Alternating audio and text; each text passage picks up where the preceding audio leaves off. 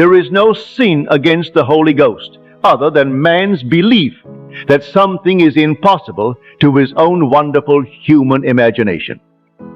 The Bible is addressed to the man of imagination, he who is immortal and cannot die. The eternal body of man is the imagination. That is God Himself.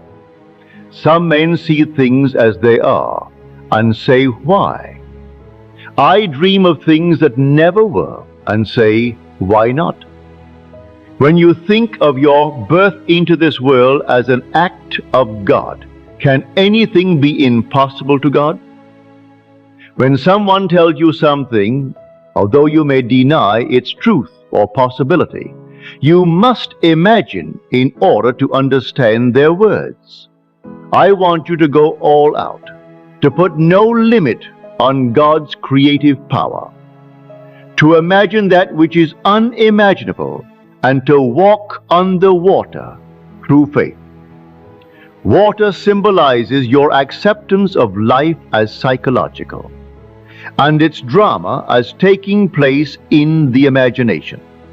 When you cease excusing yourself or anyone for life's experiences and begin to rearrange the structure of your mind to feel your desire is fulfilled, you are walking on the water. Accept the facts of life and you are stepping down on stone.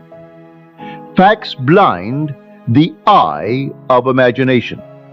Change the facts in your imagination and you have turned them into psychological truth. When you live by this principle, you are walking on water. Let me now share some experiences of a friend. There is a lady in my office who was constantly talking about the absence of decent, eligible men in her life, claiming they were all riffraff and no good.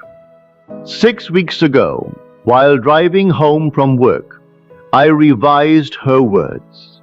I heard her tell me she was dating a marvelous man and sharing the wonderful things they were doing.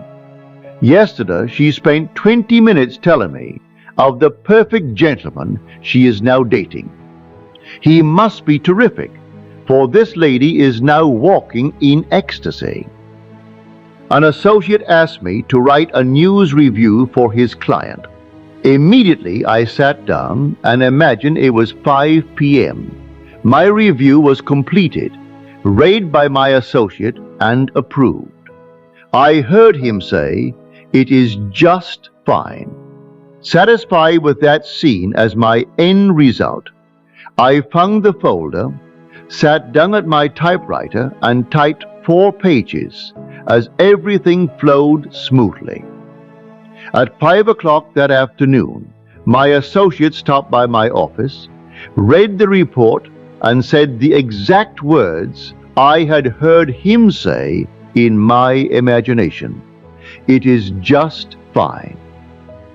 When you truly believe that imagining creates reality, you will know there is no fiction. How can there be fiction when imagining is forever creating its reality? You may hear something you do not like, but what you heard was first imagined, or it could not have happened. When you revise the hearing by stopping the action and rewriting the script, you are walking on the water. No matter what happens in the course of a day, revise it. Make the day conform to what you want it to be, and you are walking on the water. I urge you to use your imagination for everything that is lovely and loving.